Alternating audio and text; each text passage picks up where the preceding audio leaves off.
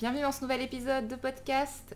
Je le démarre assez tard encore une fois, on est déjà le 17 juin.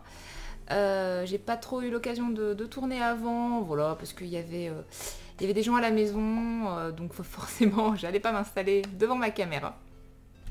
Donc on se retrouve déjà à la moitié du mois. Mais voilà, plein de choses à vous montrer, à vous présenter. Donc il était temps que je commence et que je m'y mette. Première information, donc mais ça je pense que vous êtes tous en courant, on a très chaud, puisqu'on a eu un mois de mai absolument catastrophique et que là, depuis quelques jours, déjà même une bonne semaine, il fait très chaud sur toute la France. Encore plus dans les régions du sud et les régions plus continentales, donc nous, on est en plein dedans. Donc la maison est un petit peu fermée, mais j'ai rouvert pour avoir un peu plus de luminosité, sinon malgré ma petite lampe ici fraîchement acquise, ça reste quand même assez sombre. Mais là je vois que l'image est quand même assez nette, donc ça va. Je ne savais pas trop comment débuter le vlog, donc je me suis dit que pour une fois, j'allais changer, que j'allais d'abord parler lecture. Comme ça, si ça vous intéresse pas, vous pouvez sauter directement à la partie d'après, où on parlera à nouveau couture et à nouveau tricot. Mais là, étant donné que je n'ai même pas fait de point lecture le mois dernier, je me disais que j'allais commencer par ça. Donc, j'ai eu un coup de cœur le mois dernier pour un livre, mais il y a 3 tomes. Donc de toute façon, je n'ai lu que le premier pour l'instant. Et là, je suis en train de lire le deuxième. Je suis à peu près à la moitié du deuxième tome. Que je lis un petit peu moins vite d'ailleurs, non pas parce qu'il est moins bien, moins intéressant, mais j'ai pas trop l'esprit concentré sur la lecture en ce moment. Ça va revenir, il n'y a pas de souci. Donc voilà, de quoi je parle? Je parle un peu dans le vide. Je parle de la trilogie des livres de la Terre fracturée de N.K. Jemisin. Donc je vous affiche les petites jaquettes. C'est donc une trilogie. Donc on va avoir des tomes qui ont des noms différents. Donc le premier tome, celui que j'ai lu, c'est la 5e saison. Et là, je suis en train de lire La Porte de Cristal. Et le 3e tome, je crois que c'est Les Cieux pétrifiés, si je dis pas de bêtises. Voilà, donc là on est de nouveau dans un univers imaginaire, à la croisée entre la fantasy et la science-fiction. Donc un petit peu comme La Horde du Contrevent que je n'avais pas réussi trop à classer, je vous en avais parlé. Ben là c'est un petit peu pareil, c'est vraiment... en fait on se retrouve dans un univers assez post-apocalyptique. On a l'impression que ça s'est passé, on est sur la planète Terre, mais que ça se passe à des milliards d'années après nous. Et comme il y a eu des grandes catastrophes, en fait le monde a régressé, c'est-à-dire qu'on a un peu, il n'y a plus de technologie, donc on est un petit peu sur des choses moyenâgeuses, donc c'est en ça que ça pourrait faire un petit peu penser finalement au médiéval fantastique pour le coup. Voilà, c'est la croisée des genres. Donc, de quoi ça parle? Donc en fait, on se retrouve donc sur une planète ravagée, qui est la planète Terre, visiblement, qui a été ravagée par des cataclysmes, des tremblements de terre, des éruptions volcaniques. Donc ça tourne énormément autour de ça, autour des tremblements de terre, autour des activités sismiques de la planète. Et à l'époque où ça se passe, les continents ont fusionné. Et ne forme plus qu'un seul continent en fait. Il n'y a plus d'îles, il n'y a plus l'Europe séparée de l'Amérique, etc. Vous avez vraiment une fusion des continents qu'on appelle le fixe. Mais pour autant, il n'est pas fixe dans le sens où voilà, il est ravagé par des tremblements de terre qui sont très fréquents et très nombreux. Donc on se retrouve un petit peu dans cet univers-là. Et on va retrouver sur ce continent plusieurs catégories de personnes. Donc on va avoir les fixes, justement, on les appelle aussi les fixes, qui sont des personnes un peu comme vous et moi, c'est-à-dire que voilà, il n'y a rien de particulier, hein, ils font penser un peu à la race humaine, voilà, et qui tentent tant bien que mal de vivre malgré les cataclysmes. Donc voilà, ils construisent des cités qu'ils renforcent le plus possible avec des murailles, ils prévoient des réserves, ils construisent des abris souterrains pour se protéger. Voilà, ils sont un peu sur le qui-vive en permanence. À côté de ça, on va avoir une catégorie de personnes qu'on appelle les orogènes. Alors eux, en revanche, ils ont développé une forme de savoir-faire, de magie, un petit peu, qui consiste à être capable justement de ressentir la Terre, de ressentir les activités de la Terre. Donc ils sont capables de prévenir les tremblements ou les éruptions volcaniques, et ils sont aussi capables, s'ils le souhaitent, de les empêcher ou de les contrôler, de les diminuer, de les contourner. Enfin voilà, ils sont capables d'agir sur ce qui se passe à l'intérieur de la Terre. Ils ont vraiment une conscience, c'est décrit comme une conscience de ça. Et ils peuvent aussi, à l'inverse, déclencher des choses. Donc, c'est-à-dire que pour ceux qui ne se contrôlent... Enfin, il y en a qui volontairement vont provoquer des cataclysmes et d'autres qui, parce qu'ils ne maîtrisent pas suffisamment leur pouvoir, vont provoquer des cataclysmes. Et donc, ces personnes-là, alors qu'ils pourraient être maîtres de l'univers, finalement, hein, par rapport à ça, eh bien, ils sont plutôt rejetés de la société. On les traque dès la naissance, on les tue.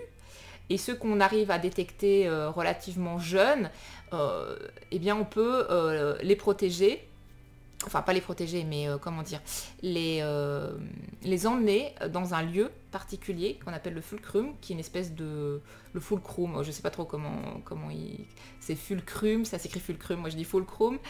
C'est une espèce d'école qui est vraiment régulée par les grands de la société et qui vont leur apprendre à contrôler leur pouvoir, et ensuite pour qu'ils aient des missions bien particulières pour protéger la Terre, en fait, tout simplement.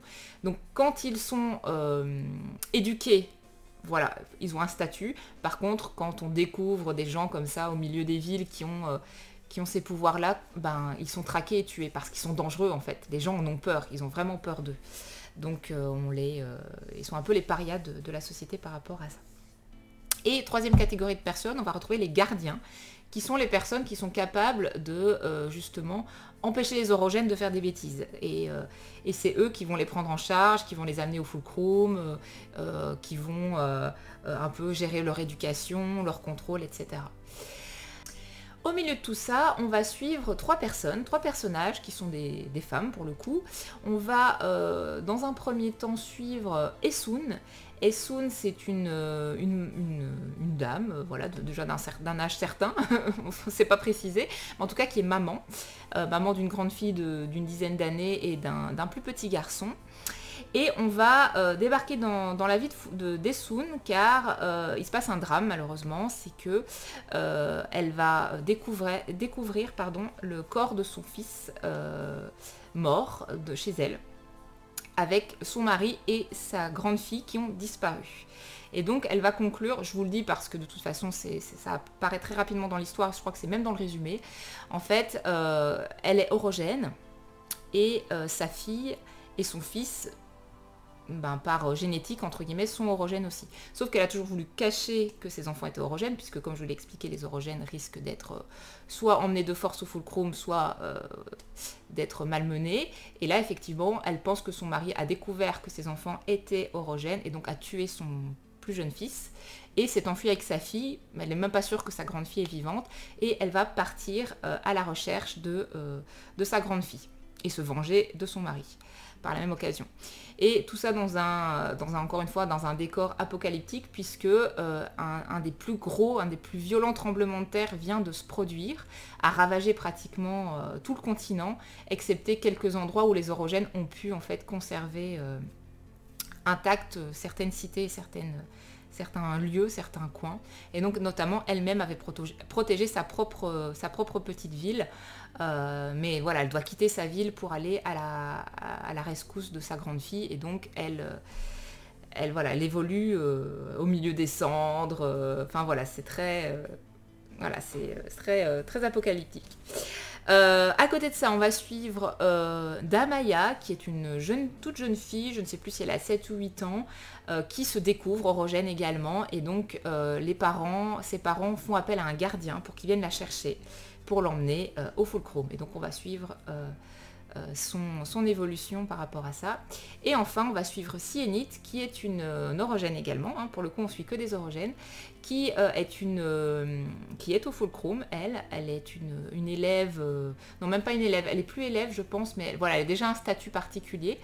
Et oui, elle a un statut particulier, pardon, et on va lui donner plusieurs missions en fait, justement. Comme elle est orogène, qu'elle a été éduquée pour se contrôler, elle a un statut donc par rapport à ça, et elle va voilà, remplir certaines missions qui lui sont confiées. Je ne vous en dis pas plus. Donc voilà, ça fait déjà plein de choses et voilà, je trouve que l'histoire est vraiment très originale, que l'univers est très original. Le vocabulaire employé, la façon dont c'est écrit, c'est très bien. Alors c'est de la fantaisie adulte hein, pour le coup. Hein. Donc voilà, c'est quand même soutenu. Les phrases, le vocabulaire, faut quand même lire ça avec beaucoup d'attention. C'est quand même assez dense. Moins que la Horde du Contrevent, mais on s'en approche quand même. Alors finalement, ça m'a vraiment fait penser à la Horde du Contrevent, puisque la Horde du Contrevent, on est sur le vent. Enfin, le vent est vraiment ce qui lie toute l'histoire, le fil rouge de l'histoire. Et là, ben, c'est les tremblements de terre. Donc, enfin, les activités sismiques, de façon plus générale, qui est le fil rouge de l'histoire.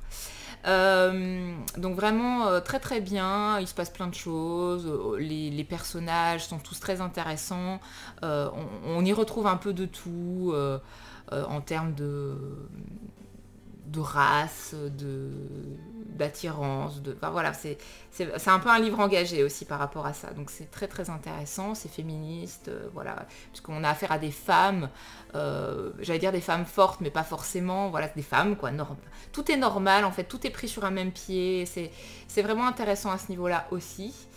Et puis bah voilà, il se passe vraiment plein de choses. Enfin, moi j'étais assez fascinée par ce récit, et puis j'ai enchaîné sur le tome 2, mais je vous dis, je vous lis un peu moins rapidement le tome 2 parce que bah, il y a déjà quelques clés qui ont été révélées, quelques clés d'histoire qui ont été révélées, donc on est un peu moins sur le suspense de certaines choses.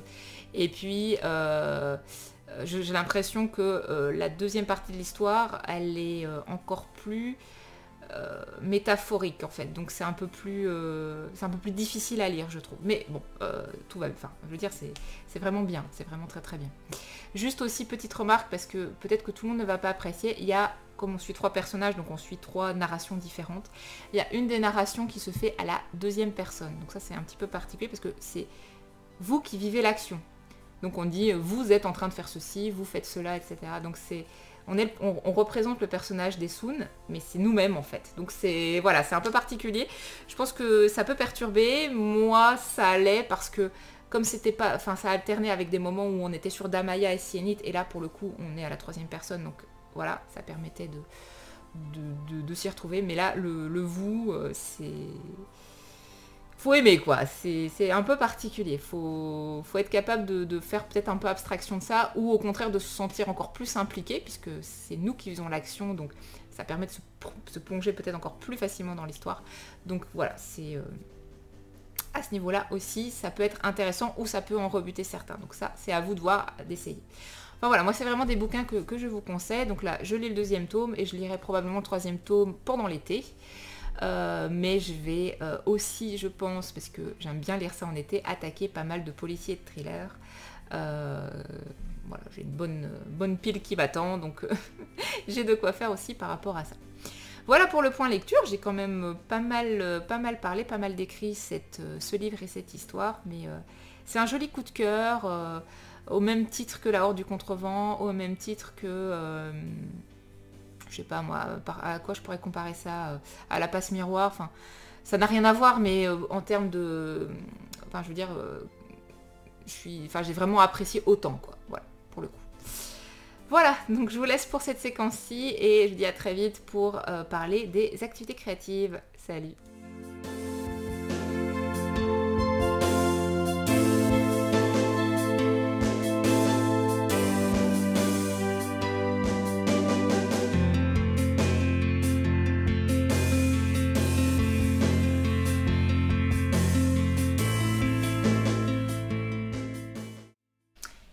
On se retrouve aujourd'hui pour un petit point couture, puisque j'ai, comme l'année dernière, n'importe quoi, comme le mois dernier j'avais mis à l'honneur un patron, c'est un peu pareil ce mois-ci, alors non pas que je le fasse exprès, mais ça s'impose un peu à moi comme ça, donc j'ai cousu 2 fois le même patron ce mois-ci.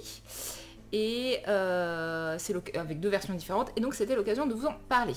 Donc c'est un patron qui est quand même pas mal connu, je trouve, depuis, je pense, 2 ans maintenant. Donc c'est le patron Portofino de Apolline Pattern, qui est une créatrice de patrons de couture qui sont quand même très féminins, très froufrou, enfin c'est très joli, j'aime beaucoup, et puis assez ample aussi la plupart du temps. Donc vous voyez qu'il y a une version top et une version robe, donc cette fois-ci j'ai réalisé les deux, sachant que j'avais déjà réalisé le top 2 fois, une fois l'année dernière, une fois il y a 2 ans, donc voilà. Donc c'est un patron que je commence à maîtriser, mais qui a quand même quelques petites difficultés, donc on va en parler. Je vais d'abord vous montrer la première version. J'ai cru qu'il y avait une tache, mais c'est un petite moumoute. Hop, donc. Attendez, je vérifie juste quelque chose sur le plan informatique. Oui, tout va bien. Voilà, hop, mon petit top. Donc c'est un top cette fois-ci que j'ai décidé de faire vraiment, enfin au niveau de la couleur, hein, j'entends très simple. Crème, c'est le tissu off-white, crêpe pardon, de viscose off-white d'Atelier Brunette. Donc on est sur un blanc plutôt crème. Là vous le voyez plus blanc à la caméra, il est un peu plus beige en vrai. Et donc moi ce que je fais quand je réalise ce top, c'est que je ne mets qu'un volant, donc je ne mets que le volant de l'encolure ici, et je ne mets pas le volant qu'il y a au niveau plutôt de l'emmanchure. Pourquoi? Parce que en fait le volant est assez difficile à mettre au niveau de la bretelle, puisque comme vous le voyez, il démarre tout de suite, donc vous avez la bretelle ici, il démarre tout de suite, donc ce qui veut dire qu'au moment de la couture, quand vous êtes sur l'envers avec le volant rentré à l'intérieur, les bretelles, la doublure, on se retrouve avec énormément de couches à gérer en même temps, et c'est très difficile de coudre sans prendre par exemple le volant à l'intérieur, à un endroit où il ne faudrait pas, etc. Donc je trouve que c'est quand même assez difficile ce patron à cause de cette partie-là. Pour tout le reste, non, mais c'est vraiment cette partie-là qui est délicate. D'ailleurs, pour le coup, sur cette version, j'ai pas très bien réussi. J'ai mieux réussi sur la robe, je vous expliquerai ensuite. Donc c'est un peu compliqué. Et donc si vous avez le deuxième volant, alors là... pourtant la toute première version que j'ai réalisée, il y a les 2 volants. Et j'aime bien, mais c'est vrai que bon, d'une part, ça fait énormément de froufrou. Donc bon, faut quand même aimer ce que ça donne. Et d'autre part, il y a cette difficulté-là au niveau de la couture. Donc maintenant, je me prends plus la tête. Quand je réalise le modèle, je ne fais que le volant devant. Puisque je pense que c'est vraiment ce qui... enfin le plus important, ce qui fait vraiment le charme du patron, c'est ce volant, sans pour autant que le volant des emmanchures soit vraiment indispensable pour le coup. Voilà, donc j'ai fait un ourlet rouloté au niveau du volant justement pour ne pas devoir faire un ourlet mouchoir. Mais vous voyez, il n'est pas nickel puisque ça déborde un petit peu, ça doit venir du tissu qui est...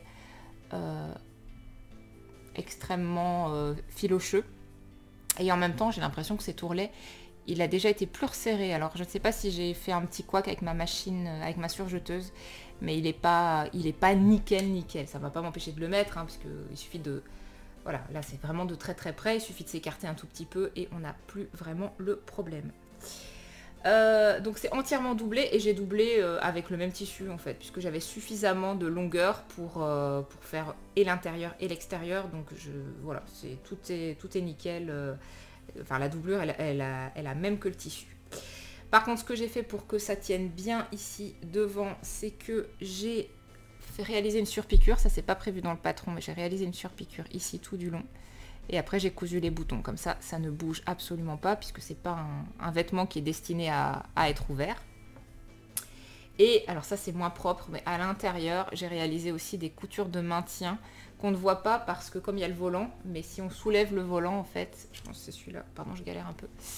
Si on soulève celui-là, en fait, voilà, j'ai réalisé une couture aussi là à l'intérieur pour que tout tienne et qu'il n'y ait pas de risque que ça se rouvre ici. D'ailleurs, j'en profite pour remonter ma robe.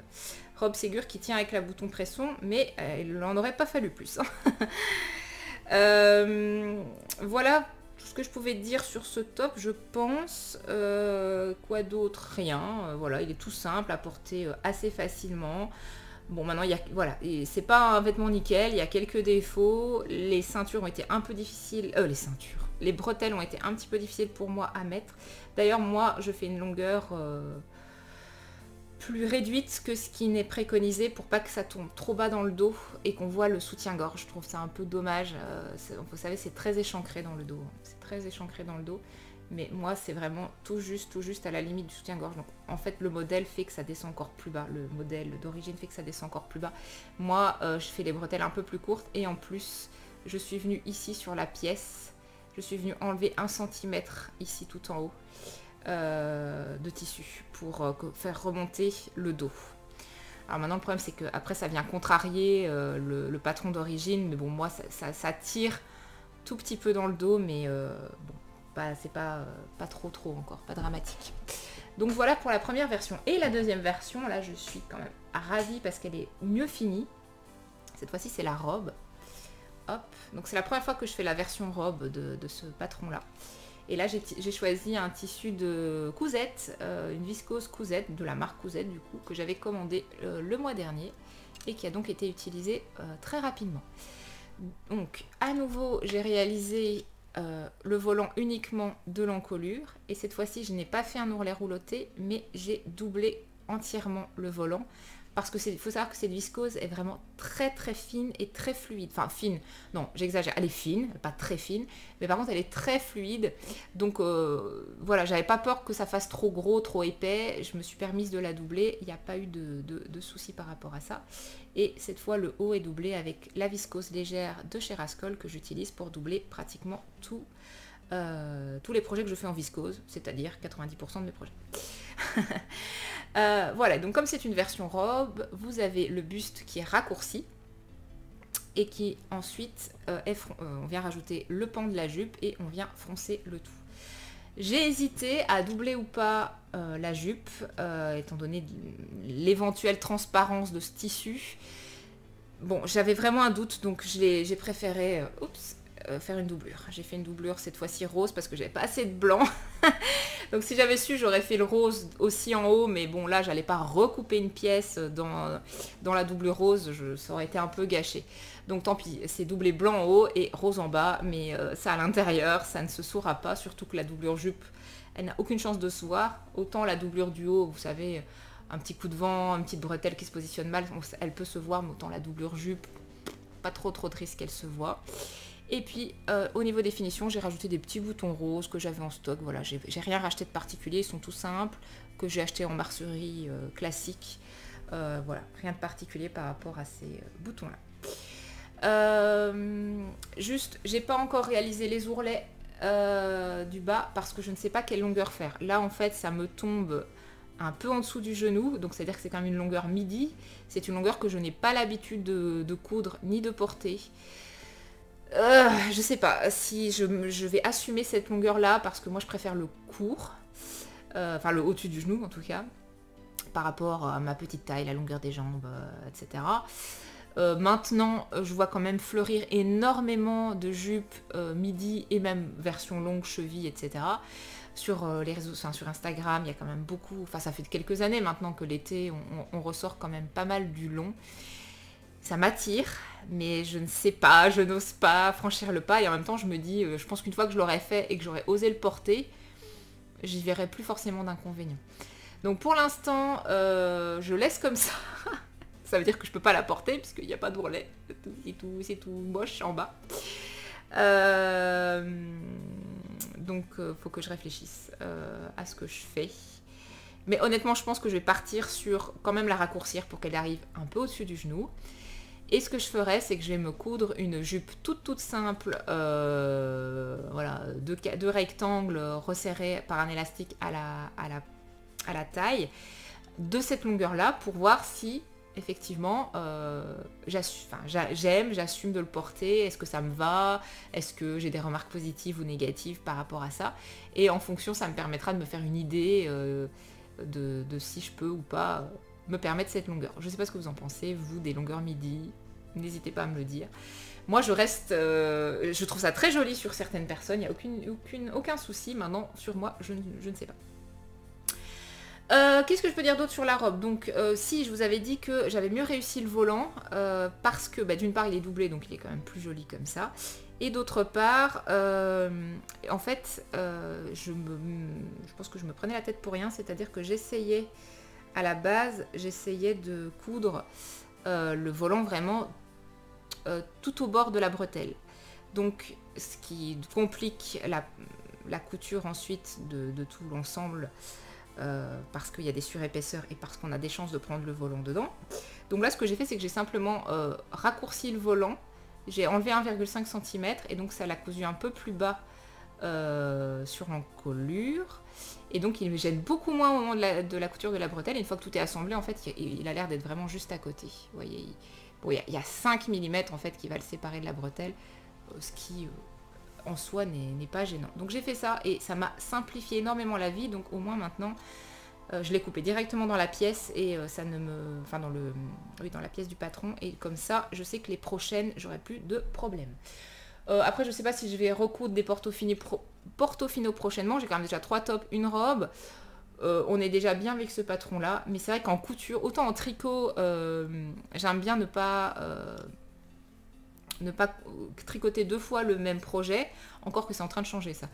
Mais en couture, j'adore une fois que j'ai un modèle fétiche, j'adore démultiplier. La preuve en est qu'aujourd'hui, je porte une de mes robes trésors, cousue quand même déjà 4 fois. Et je vais pas m'arrêter là parce que c'est vraiment une des robes que je porte le plus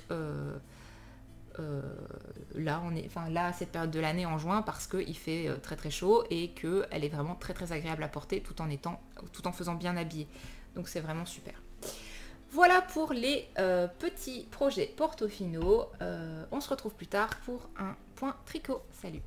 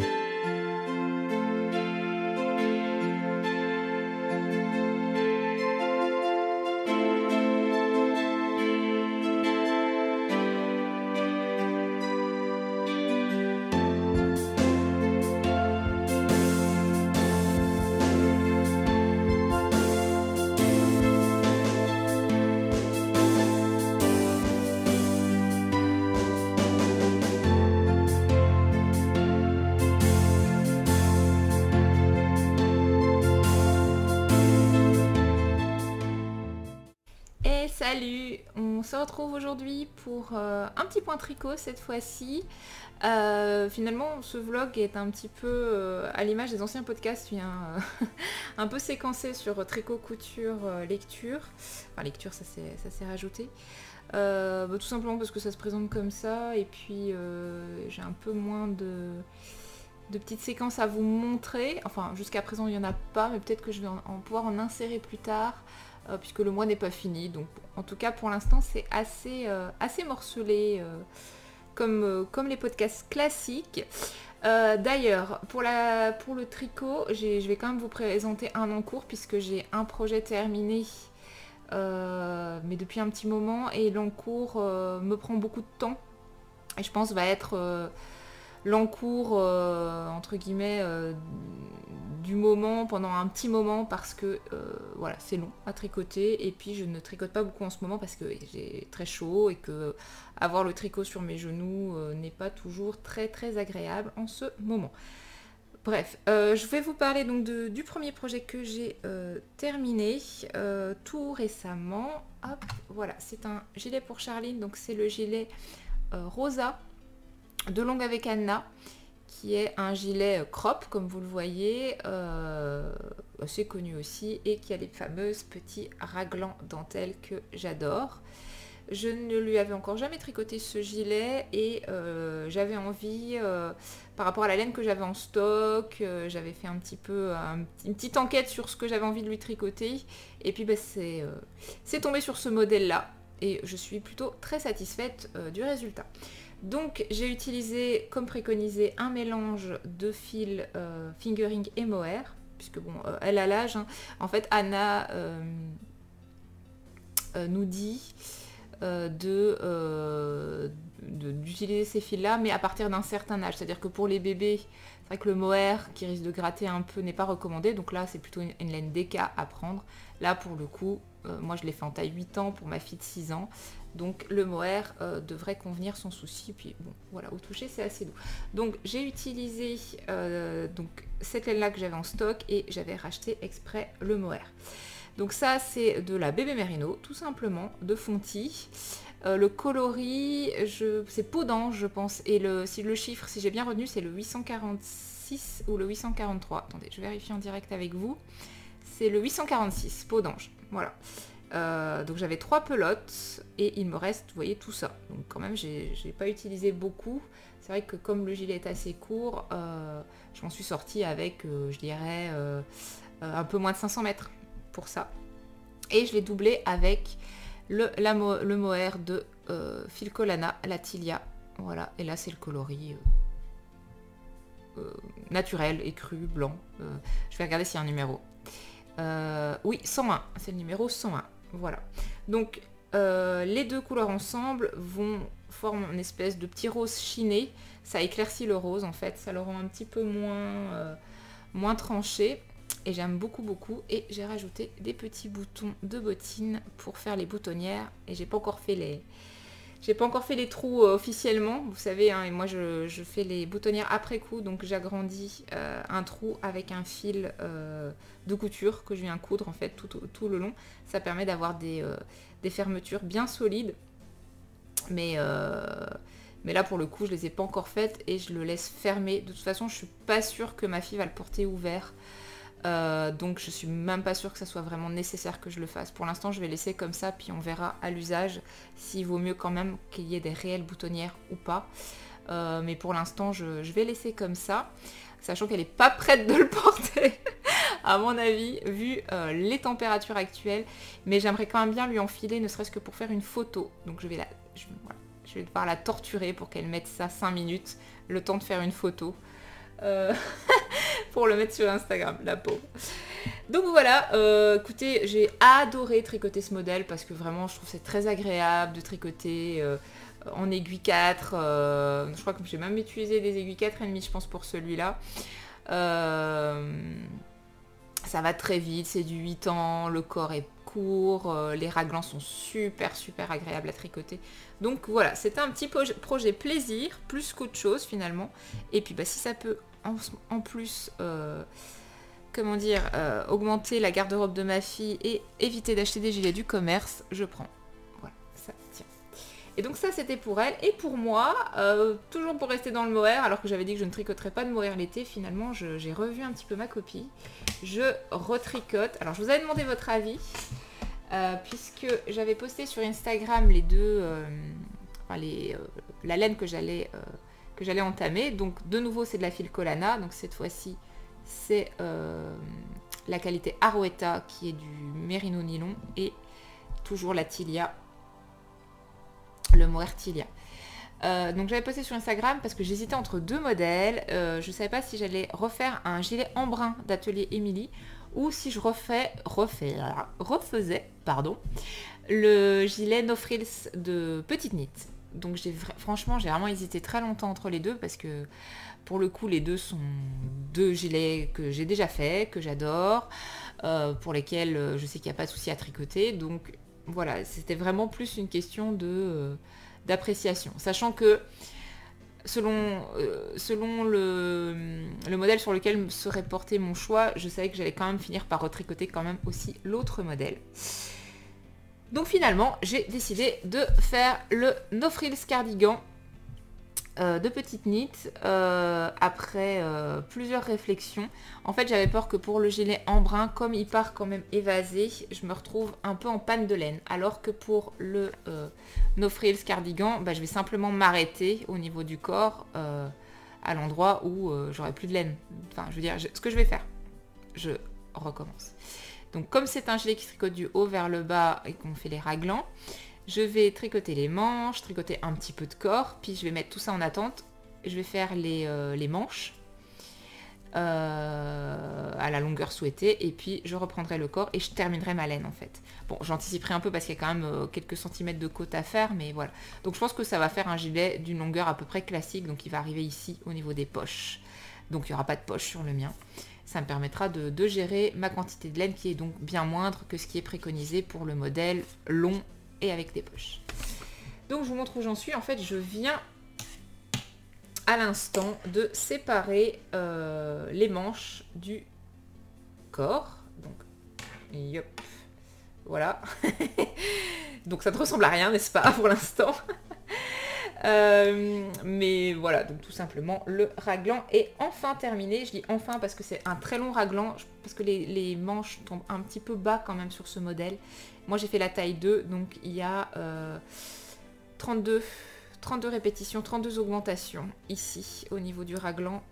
Donc c'était un petit peu longuet, mais maintenant que j'ai séparé les manches, ça va aller beaucoup plus vite puisque j'ai déjà fait 4 ans sans même le sentir passer, puisque j'ai quand même retiré presque 150 mailles de manches, donc ça va aller beaucoup plus vite. Voilà, donc la couleur donne évidemment super bien. Ah, je vous ai pas dit c'était quelle couleur? C'est quelle couleur? J'ai oublié, donc je vais voir. Est-ce que je l'avais mis? Non, je ne sais pas. Oups. J'ai encore très bien préparé ce podcast. Je sais plus c'est quelle couleur. Je pense que c'est... Ça doit être bordeaux, hein. Il doit y avoir une couleur bordeaux parmi la Filcolana. Donc ça doit être tout simplement le bordeaux. Il tire un peu sur le violet. Faut le savoir. Il tire un peu sur le violet. Mais voilà, je suis ravie de ce projet. Je vais le tricoter très très à mon rythme, tranquillement. En parallèle, j'ai toujours mes petites chaussettes qu'il faut que je termine. Les chaussettes de printemps que j'ai toujours pas terminées. Et après, j'ai encore de la laine Autorayon pour me faire des chaussettes cet été. Donc j'aurai un modèle qui va se terminer là. Enfin, une version plutôt qui va se terminer là. Je pense que fin juin, elle sera terminée. J'ai presque plus que les talons à faire. Et je vais me tricoter juillet-août une autre paire de chaussettes avec des couleurs encore qui font assez été. On a du bleu, on a du rose, voilà, ça fait plutôt été. Et j'ai encore une dernière paire qui est plus dans les tons orange, donc ça sera pour l'automne. Donc une fois que j'aurai encore tricoté ces 3 paires de chaussettes là, j'aurai un peu renfloué mon stock, ce qui me permettra, je pense, de tenir quand même encore pas mal de temps et de ne plus en tricoter. Enfin, si j'ai plus envie à ce moment-là, je crois que je vais m'arrêter là, puisque j'ai refait plusieurs paires récemment et j'ai pas envie de me ressouler des chaussettes. Me ressouler. Vous m'avez comprise. Donc je force absolument pas. Donc à part ces chaussettes là et ce projet là, j'ai plus trop de... Enfin si, j'ai des projets prévus tricot, mais j'ai pas envie de les faire cet été, pas tout de suite en tout cas. Donc je ne sais pas ce que je vais faire, si je rachète de la laine pour me faire un petit projet cet été un peu plus fin, un peu plus léger, ou si je me dis tant pis, je continue avec mon mohair sous 35 degrés à l'ombre, on verra bien. Mais là je ne me prononce pas, pour l'instant je vis beaucoup plus au jour le jour avec le tricot, sans pression, donc on verra bien. On verra bien ce qui arrivera, mais j'ai pour l'instant déjà de quoi faire avec cet encours et les paires de chaussettes. Voilà, j'espère que ces projets vous plaisent et je vous dis à plus tard, salut.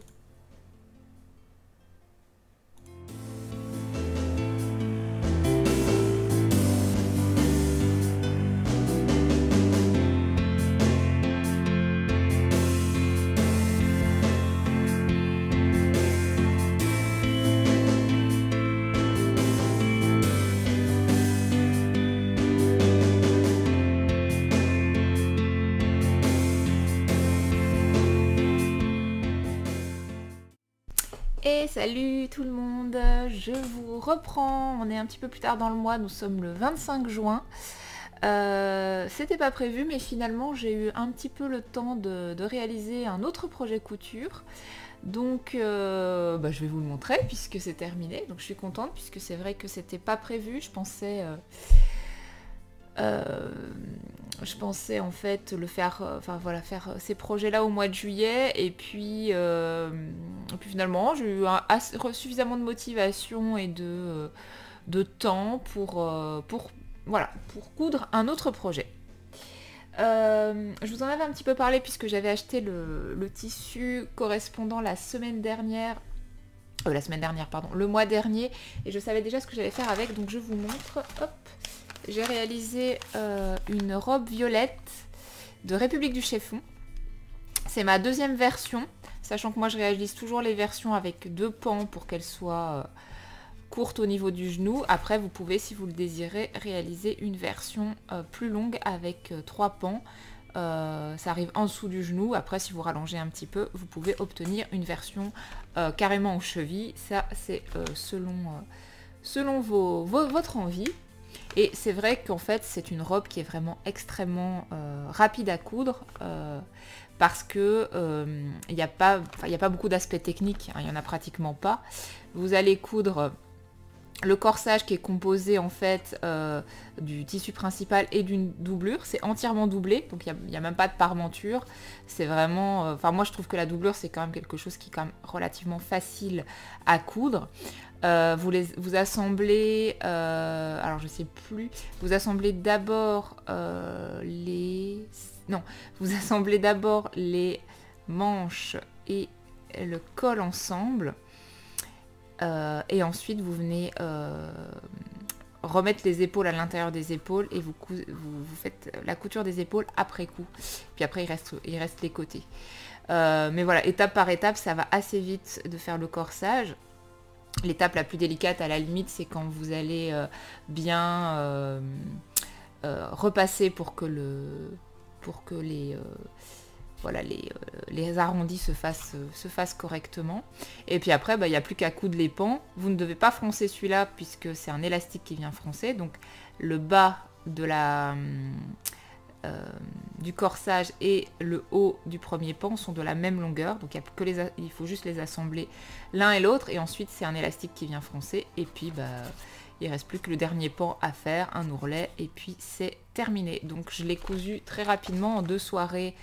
Sachant que c'était 2 fois 1 heure à peu près, j'ai cousu la robe. Hop, donc je vous la montre. La voici. Donc une robe assez vintage, hein, puisque j'ai choisi un tissu à petits pois blanc sur fond framboise à peu près. On va dire que c'est une couleur rouge rosé. Et c'est un tissu de chez Cousette, dans leur collection Cousette. Je ne sais pas le nom de ce tissu, mais il faut, quand vous êtes sur le site de Cousette, vous sélectionnez, vous pouvez sélectionner les marques de tissus. Donc moi, vous sélectionnez tissu Cousette et vous allez tomber directement sur leur collection à eux, que je trouve à chaque fois très belle au niveau des motifs. Hein. D'ailleurs, je porte aujourd'hui ma robe Portofino qui a été faite aussi avec un tissu Cousette. Et puis la qualité est au rendez-vous. On est vraiment sur une viscose très légère, très fluide, sans pour autant trop se froisser, je trouve. Elle est super facile à coudre. Moi, je n'entoile plus, mais pas entoiler, pardon, mais amidonner mes pièces. Je coupe directement. Je rencontre pas trop de soucis. Voilà, donc ça donne ça. On a bien le corsage qui est doublé avec la viscose légère de chez Rascol. Donc j'ai mis du blanc, hein, puisque ça rappelle les petits pois blancs. Le corsage avec l'élastique, le pan numéro 1, le pan numéro 2, l'ourlet. Et voilà, on a une robe. Ça va très vite. Et en plus, je trouve que c'est une robe qui est vraiment élégante, facile à porter, légère, donc pas chaud. C'est vraiment, c'est vraiment un modèle super. Je suis même surprise de n'en avoir cousu que 2 pour l'instant. J'en ai fait une l'année dernière, j'en ai fait une cette année. Honnêtement, c'est un patron chouchou que je risque de refaire sans trop m'interroger. C'est-à-dire que je pense qu'un jour, je tombe sur un tissu qui me plaît, je sais pas quoi faire avec, une robe violette, ça passe très bien. J'ai comme ça quelques patrons, la jupe bonjour, cette robe-ci, les tops narcisses, enfin voilà, vraiment des choses toutes simples que après vous êtes sûr que vous allez mettre très facilement. Je voulais juste vous montrer, donc là je vais retourner l'intérieur en fait pour l'élastique. Je sais que c'est pas comme ça qu'il faut faire, mais moi j'utilise en fait un élastique très fin.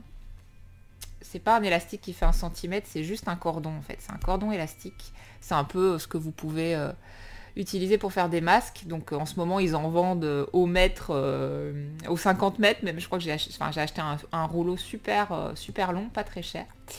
Et je ne coupe pas l'élastique. Ce que je fais, c'est que j'utilise donc à la surjeteuse. Donc je suis venue surjeter une fois que j'ai assemblé le corsage et le pan de la jupe ensemble, je suis venue surjeter, normal, pour finir proprement. Et en fait, je viens glisser l'élastique dans le fil de surjeteuse, dans la couture de le fil de surjeteuse. Je sais pas si vous voyez correctement. Là, on le voit pas très bien parce que souvent, il a tendance à se mettre justement entre les 2 épaisseurs de tissu, ce qui est très bien, justement, ça rend un petit peu l'élastique invisible. Mais voilà, moi, je me prends vraiment pas la tête avec ça. Je sais pas s'il fait la mise au point. Je sais pas si vous voyez, mais voilà, je viens avec une aiguille, vous savez, les grosses aiguilles à laine, je mets l'élastique dedans et ensuite je fais coulisser tout l'élastique à l'intérieur de mes fils de surjeteuse. Comme ça, pas de couture de l'élastique. Si l'élastique est finalement trop long, trop court, je peux toujours le changer très facilement. Donc s'il faut enlever tout l'élastique, tout vient d'un coup. Et si l'élastique est trop long, je retire un peu plus fort sur l'élastique et je refais un nœud plus serré. C'est ce que j'ai fait ici d'ailleurs. Je l'ai laissé un peu comme ça, donc c'est vrai que c'est pas très beau, mais on s'en fiche, c'est à l'intérieur. Donc là voilà, il y a un nœud quoi. Et puis voilà. Donc si j'ai besoin de faire plus court, si j'ai besoin que l'élastique soit plus serré, je reviens faire un nœud plus bas. Et si jamais l'élastique s'avère trop... En général, je vais étape par étape. Je fais toujours trop long et puis je raccourcis au fur et à mesure. Être sûr aussi que la poitrine passe parce que c'est un élastique qui n'est pas non plus hyper extensif pour le coup. Et donc voilà, je fais le nœud en fonction de là où j'ai besoin. Et si jamais il y a un souci, eh bien je coupe, j'enlève l'élastique et j'en remets un nouveau. Il n'y a pas de problème. Voilà, ça c'était ma petite astuce parce qu'on m'avait posé la question il n'y a pas très longtemps. Non, c'est pas qu'on m'avait posé la question, c'est que j'ai vu passer la photo d'une fille sur Instagram qui avait donc fait une robe élastiquée à ce niveau-ci.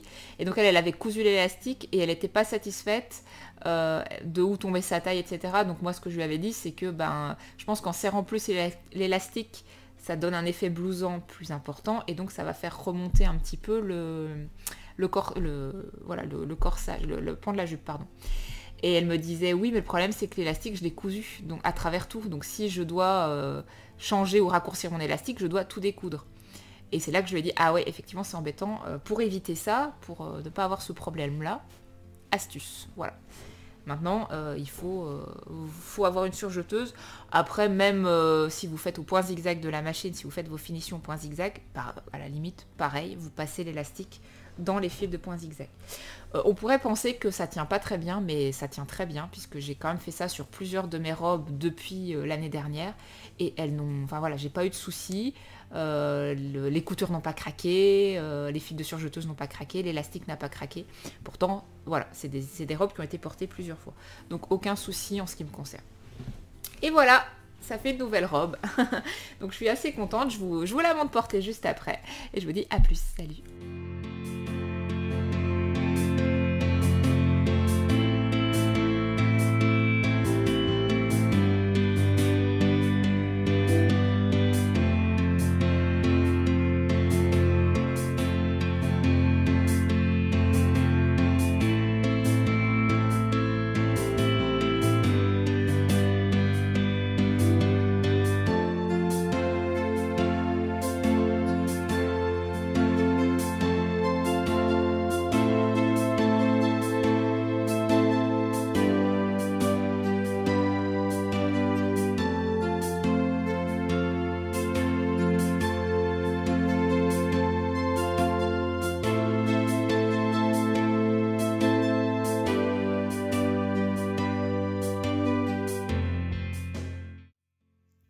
Hello, je vais clôturer ce vlog par un petit point chaussettes en cours chaussettes. Donc là, je viens de terminer une paire que j'ai bloquée. Donc là, pour l'instant, elle est encore sur les bloqueurs. C'est une paire que j'ai commencé il y a un petit moment. Je l'ai commencé au mois d'avril, tout début avril. Et là, on est presque fin juin. Donc j'ai mis un petit peu de temps pour les tricoter, ces chaussettes. C'est vrai que bon, les chaussettes, hein, je me mets pas la pression. C'est mon petit projet tricot de transport. Que j'emmène au boulot, que j'emmène quand je sors de la maison et qui avance. Voilà, parfois j'ai envie de le sortir, je tricote, parfois j'ai pas envie, mais il n'y a pas de pression, il n'y a pas d'urgence. Donc là j'ai quand même mis à peu près 3 mois pour les faire, donc ce n'est plus considéré comme les chaussettes du mois d'avril, mais davantage comme les chaussettes de printemps, tout simplement. Avril, mai, juin, on est dedans. Voilà, donc je rappelle, c'est des chaussettes auto-rayantes que j'ai achetées chez la boutique du Cheval Blanc, qui propose des laines biscottes en fait. Ce sont des laines québécoises. Donc là c'est auto-rayant, on a des jolis tons verts, bleus, agrémentés de rayures plutôt rouges. Alors ça sature un petit peu à l'écran, elles sont davantage rosées dans la vraie vie. J'ai fait du bout des orteils jusqu'en haut, jusqu'au mollet, avec la technique Turkish Caston en ce qui me concerne. Hop, hop, hop. Et puis ici, j'ai mis en attente pour faire un After Fold Heel, un talon après coup. Et je suis plutôt contente de ce que ça donne. Donc j'ai repris les mailles, j'ai fait mes diminutions et ensuite un petit grafting. Je le trouve plus joli que le précédent talon que j'avais fait. Je trouve que c'est plus fin. Je ne sais pas si c'est un rapport avec la laine ou si c'est moi qui ai pris le coup un petit peu mieux, mais voilà, je trouve que les talons sont un peu plus jolis que sur ma paire précédente. Sachant que j'ai réutilisé, pour le coup, j'ai regardé dans mon stock ce que j'avais qui pourrait convenir pour faire le talon. Parce que c'était pas... Enfin, je n'avais rien en fait, j'avais juste cette laine-là sans petites balles qui permettaient de faire des éléments contrastants à l'intérieur. Donc j'ai regardé dans mon stock et je suis tombée sur cette petite laine. Je crois que c'est... Alors je sais plus trop ce que c'est, le coloris, mais je sais que c'est une Laféfil qui est dans mon reste, dans mon stock de reste depuis très longtemps. Et en fait je trouve que ça va très très bien. Ça rappelle une des teintes que vous avez ici sur la rayure. Donc ça fonctionne plutôt bien, je suis contente de cette paire. Et donc dans la foulée, j'ai commencé la nouvelle paire de chaussettes qui cette fois sera sans doute la paire de l'été, puisque j'imagine que pareil, je vais pas la tricoter en un mois. Celle-là, je vais utiliser les 2 mois de vacances, je pense. Donc là, je viens seulement de commencer, j'ai terminé les augmentations, donc je vais pouvoir tricoter en jersey tout droit pendant un petit moment. Donc là, pareil, ça sature beaucoup. C'est pas rouge, c'est rose, donc on est sur des teintes bleues, rose et marron caramel. Et là, donc je vous remonte l'étiquette. On est toujours sur les laines biscotte bisoc. Et hop, le coloris ici. Knit me with your best shot. Voilà. Voilà pour le coloris. Donc je vous dis que vous pouvez retrouver sur le site de laine cheval blanc. Ils vendent un petit peu, enfin quelques coloris de laine biscotte. Hein. Pour avoir vu les laines biscottes à la cabane tricotée à Cambrai, il y a de ça maintenant 4-5 ans, il y avait beaucoup plus de choix. Bon là, on a moins de choix malheureusement, mais j'étais quand même tombée sur des coloris qui me plaisent. Donc celui-ci qui est en train de coudre, et il m'en reste une dernière qui est plus dans les tons orange, donc qui sera parfaite pour l'automne. Voilà, et après j'aurai plus de laine à chaussettes en stock, mais peut-être que je me referai des chaussettes avec cette fois-ci des pelotes de reste. Et je ferai des rayures manuellement. C'est moins sympa parce que du coup, il y a plein de fils à rentrer. Mais voilà, c'est toujours possible de faire quelque chose. Donc, je verrai à ce moment-là. Je suis quand même tranquille jusqu'à, mon avis, octobre. Donc voilà pour ce petit point chaussettes. Je vais en terminer ici puisqu'on est à la fin du mois de juin. Donc, c'est terminé pour ce vlog. Je pense pas faire un vlog du mois de juillet. Puisque bon voilà, les vacances d'été, on a un rythme un petit peu différent, des choses un petit peu différentes à faire. Donc je pense que je ferai un vlog d'été complet, c'est-à-dire que juillet, août seront intégrés au prochain vlog qui sera pour la rentrée. Je vous souhaite du coup un bel été et des belles activités créatives. Salut!